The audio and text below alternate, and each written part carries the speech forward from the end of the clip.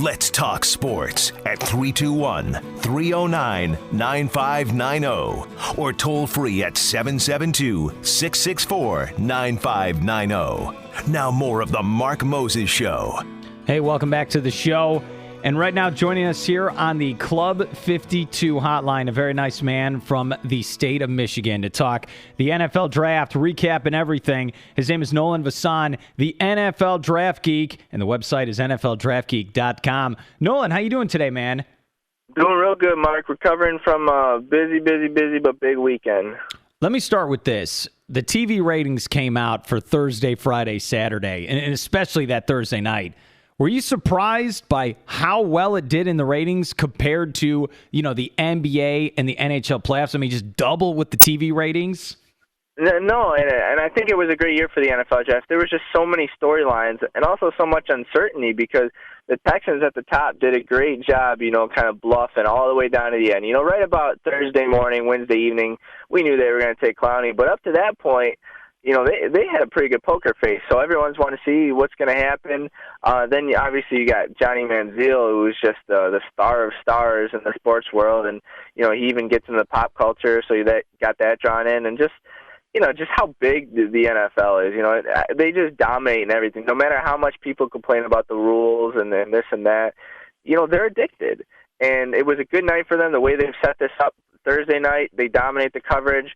NBA and NHL playoffs, kind of are at a little bit of a standstill. So they took the center stage. They had the storylines, they had the stars, and they hit it out of the park.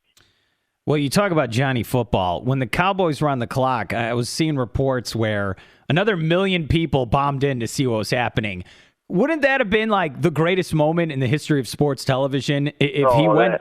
That would have just broken every satellite, every cable. It's just you see those movies and everything just gets fried. And, that's what would have happened. I mean, I don't know how we could have handled that. And I mean, they might as well just stop the draft right there and say let's pick up with pick 17 tomorrow because they might as well not even talk about anything else. No, you're absolutely right. And he goes 22 to Cleveland. Was that the right fit, him going to the Cleveland Browns, especially with all the problems they've had at the quarterback position since '99? With my history of knowing the NFL, I'm hesitant to say anybody is a good fit with the Cleveland Browns. But from a logical, reasonable standpoint, put all that aside, it makes sense. They will embrace him. They will give him time. And it's a situation where even though there's sky-high expectations, you won't have the pressure that he will in some other places because they just want this guy to succeed so badly. They're so desperate for a star to replace LeBron James, and they need a quarterback. And people don't really know, but Cleveland has got a pretty good team. They have an excellent defense that people didn't pay attention to because the quarterback play has just been so god-awful. Their defense is solid. They had a weapon in Josh Gordon. They signed some running backs in the offseason. They got a good offensive line. So the pieces are in place. It's just about whether they can get the quarterback play, which level. But from a business perspective and logically from a football perspective, it's hard to knock the pick. We're here with Nolan Vasan with the NFL Draft Geek, recapping the 2014 NFL Draft. Nolan, can you make a case with Johnny Football that he should be brash and he should be in people's faces? I mean, don't you think Cleveland needs that? I mean, 15 straight years of people running them over, and I'm looking at, Pittsburgh and the rest of those teams in that division. Don't you feel like he needs to be Johnny Football to get them back to being a respectable football team? Absolutely. He needs to embrace that, and that's who he is. He's never going to be, a likable character by the masses. He needs to do what LeBron James did in the past couple of years. Just embrace the hatred, that you can funnel that.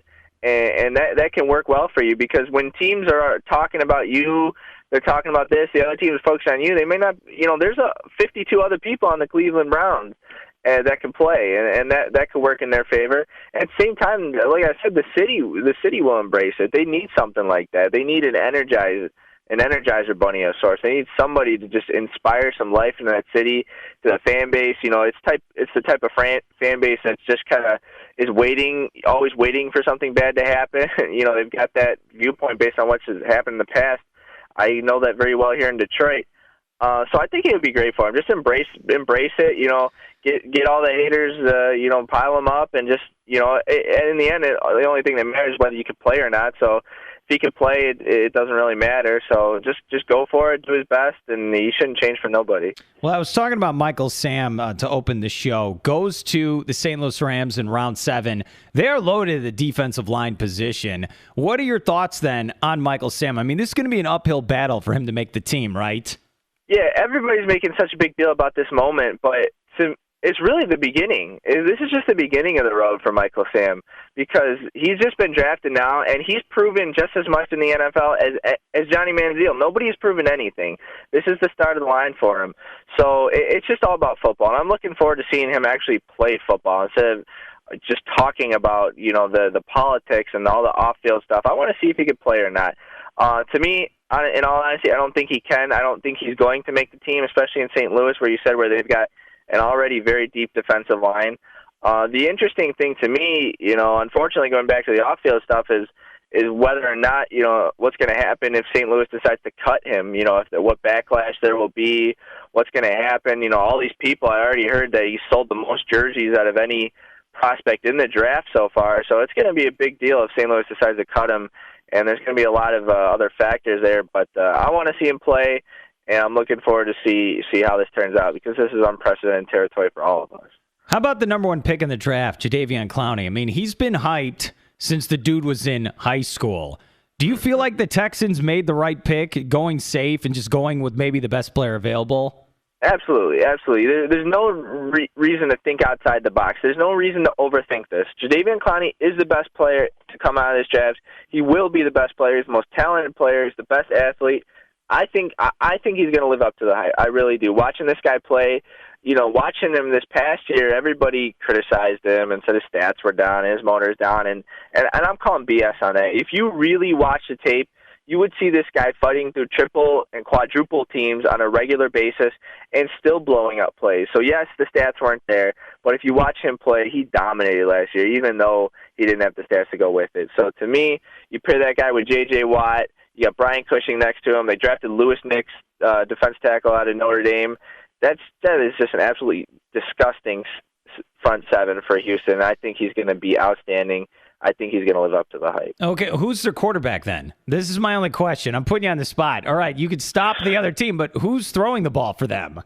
Oh, I didn't say that the Texans would do well. I said Jadeveon Clowney will do well. The defense will do well. I mean, I have no earthly idea who they're going to pick. I mean, they picked up Tom Savage in the 4th round, which is a project developmental player. He is not ready to play yet, and they got T.J. Yates there. It's going to be bad. It really is. So as good as their defense is, for them to not pick a quarterback, especially when they could have had, Bridgewater, Carr, Garoppolo, any of these guys, Mettenberger, Aaron Murray, even, to see them pass on all of them, I don't understand it, So God knows how bad the offense is going to be next year. But the defense should be pretty good. That's the tag right there. Tickets are available. God knows how bad our offense is going to be, but tickets are available for the Texans.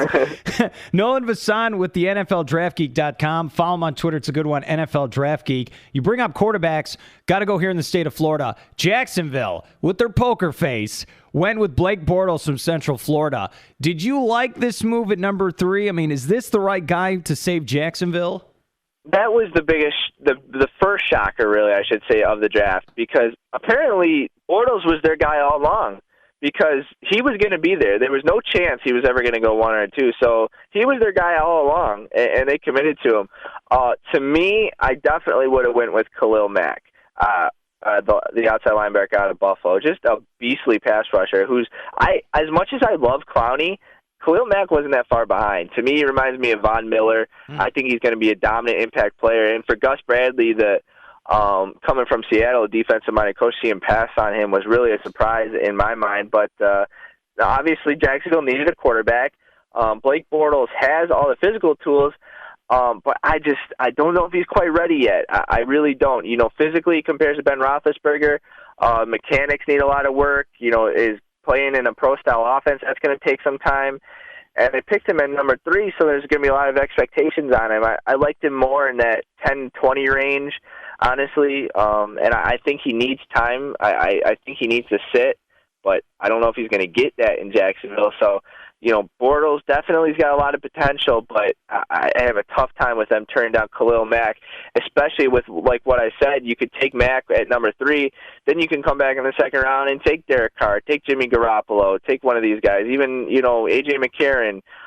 To me, I would have gone with the safe choice on defense and then picked up a quarterback later on, but, there's the potential for Blake Bortles to be a great, great quarterback in the league. But I wouldn't have risked it at number 3. Yeah, they took Marcus Lee and Allen Robinson, 2 receivers later. Let's switch gears to the Buccaneers. Taking Mike Evans at number 7. Maybe Johnny Football there, but they went safe as well. They took a huge receiver.